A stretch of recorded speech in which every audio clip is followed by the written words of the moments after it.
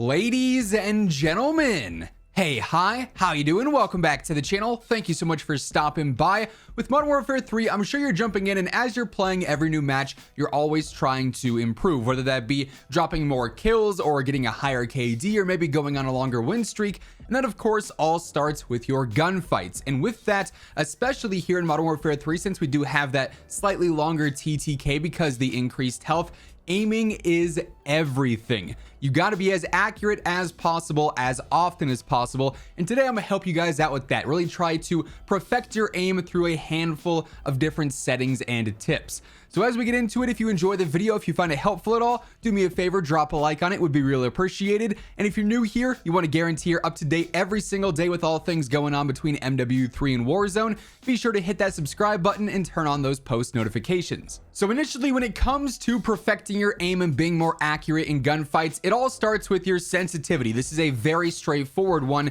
and this is really something that's going to be different for almost every single player, but there are more universal, better options to be running here. If you're running a sensitivity that is too high, you're limiting yourself, because up close, while you're going to be able to flick on players back and forth, over range, you're going to be too twitchy to be super accurate in long range gunfights. If you're running a sensitivity that is too slow, you're going to be super accurate over long range, but up close, players are going to be able to run circles around you and you won't be able to keep up. So you really have to try and find that sort of medium sensitivity. And with MW3 going all the way up to 20, most players are going to find that between 6 and 12. That's basically where you're going to find every single pro player at in terms of their sensitivity. Personally, I like to stagger my horizontal and vertical sensitivity because you don't have to look up and down as much. You can actually have that a tad bit lower, and that'll make controlling recoil a little bit easier. So I like to go for a 9.8. That's just me though. You might like a 7.6 or a 12.11, whatever the case may be. Definitely experiment around and,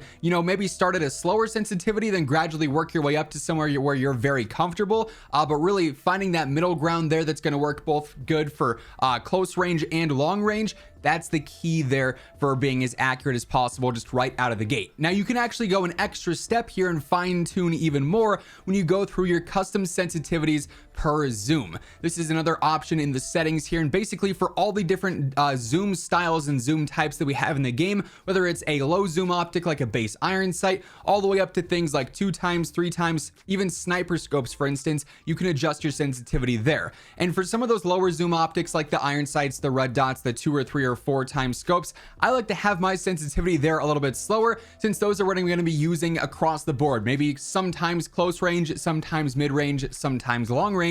That way I can just be a little bit more precise with my movements and my adjustments to stay on target. Whereas things like sniper scopes, I like to have all the way up a little bit higher, just at like a standard 1. That way I can still be nice and twitchy and flicky when it comes to aiming quick with those if the situation arises and I need to act like that. Now, speaking of scopes, this is the perfect segue, Paul Blart Mall Cop style, into my next tip here, and that is finding the optics that work best for you. Because we have so many different optics now available in MW3 between MW2 guns and MW3 guns, the sky is the limit here. You've got a million different choices to find a scope that you are comfortable with. Now, a lot of players will naturally default towards those ones that do seem to have lower visual recoil, and there are several of those in the game. Things like the MW3, for instance. I like some of the basic dot sights like the slate reflector, or even the ELO sight, for instance. Those are super clean, very low visual recoil optics. Obviously, the more you zoom in, the more visual recoil you're going to have, but really testing around and saying, okay, I like this red dot and I feel more accurate with this versus this blue dot, or I like the 3 times a bit more than the 3.6 times. Going through and customizing these and testing them out, whether it be in a practice, bot match, in private match, or if it's in the firing range, or even in a live match, figuring out which optic you are going to be the most comfortable with is huge, because that's then going to apply to every single weapon and every single gunfight you get into if you're using that on your custom loadouts, obviously. Also, another quick tip, and something that I can actually call back to for years and years of playing now, your thumbsticks. If you are a controller player, obviously it'll be different if you're on mouse because that's just more aim training, but for controller players out there, I gotta give a shout out to my friends at Control Freak. I've been using Control Freaks for years and years and years. They were the very first sponsor on my channel way back in the day, and I legit can't play FPS games without the increased, grip that the thumbsticks offer, the higher movement that the thumbsticks offer when you actually actually raise them up a little bit. They're just so clutch in so many different ways. They also offer precision rings, which actually fine tunes your sensitivity a little bit when you put those on your controller as well.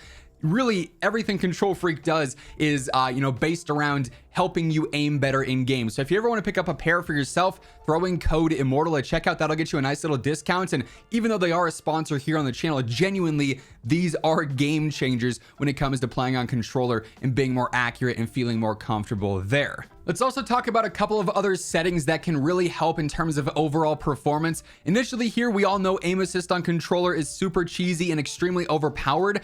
With this, if you're using the Black Ops aim assist type or the default aim assist type, you're going to be able to abuse that rotational aim assist a lot easier. Focusing and whatnot don't really get that all that much, so you want to be using default or Black Ops for that. But really, anytime you are hovering around that player's aim assist bubble, so to speak, and you have input on your left thumbstick, it doesn't matter if it's going all the way in one direction or barely at all. If it's moving, that rotational aim assist is going to pick up and be super sticky, which is obviously very broken and creates a huge advantage on controller versus keyboard and mouse. But admittedly, it does help a lot with player tracking. It doesn't really affect recoil at all because that's its own pattern, and we'll talk about that here in a bit. But being able to, accurately track players is huge if you can break that consistently.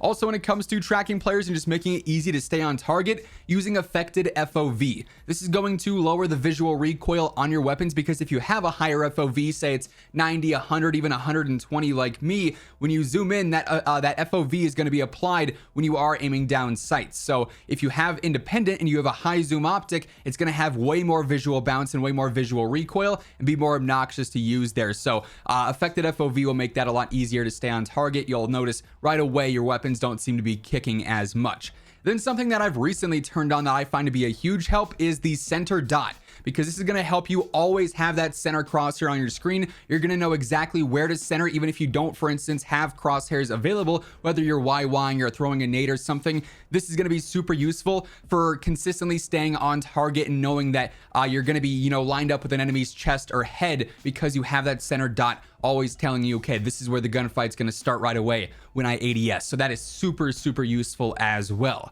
There are a few other gameplay based tips here that I can give you guys that'll help out too. Initially, recoil patterns. This is something that you can study and for the most part memorize. There still is a little bit of randomness, a bit of RNG involved, whether you're using MW2 or MW3 guns, because of slight aim sway and a little bit of different weapon bounce and bullet bounce, basically, where they might jump a little bit more in between shots than the last pattern. But for the most part, when you're shooting a gun back to back to back, every time you shoot it, it's going to have a relatively predictable recoil pattern, whether it's going up and to the left, or if it's an S-type recoil pattern, or if it's straight vertical. Every single gun has its own unique recoil pattern and will be largely the same every single time you shoot it. So memorizing these patterns means that when you start shooting, you know exactly how the gun is going to kick, how it's going to behave, and you can essentially counter that to make it seem like every gun in the game has zero recoil. And this is oftentimes muscle memory, but if you really care about this deeply, you can go through and genuinely just shoot guns into walls in the firing range or in a private match and learn the recoil patterns and memorize those, and then you'll be good to go for literally forever, which is super convenient as well. Then lastly here, this one's pretty straightforward, but it will ultimately help out. When you're building out your loadouts, a thing you can really focus on to help out with aim even more is attachments that help out with horizontal recoil control. Vertical recoil control is very easy to actually master because, of course, it's just pulling down on your thumbstick or pulling back on your mouse. Horizontal is a lot more random and tricky to master in gunfights, and that's why if you can eliminate a weapon's horizontal bounce and horizontal control, it's going to be so much easier to use. It's going to be way more predictable as well. So attachments that help out with that, whether it is an underbarrel or a compensator of some kind, are wildly beneficial as well. So you factor all of this into your gameplay, you change your settings, you focus on those recoil patterns and optimizing your setups with your optics and your control-based attachments. You're going to notice that right away you are more snappy in game. You're going to be getting kills quicker because you're hitting more headshots or upper body shots. You're going to be more accurate in general and just absolutely frying. So hopefully this helped you out. If it did, or you simply enjoyed the video, do me a favor by dropping a like on it. And if you're new here, you want to guarantee you are up to date every single day with all things going on in COD, be sure to hit that subscribe button on your way out. But once again, thank you so much for tuning in, and until next time, take it easy, have an awesome rest of your day, and I'll catch you later. Peace out.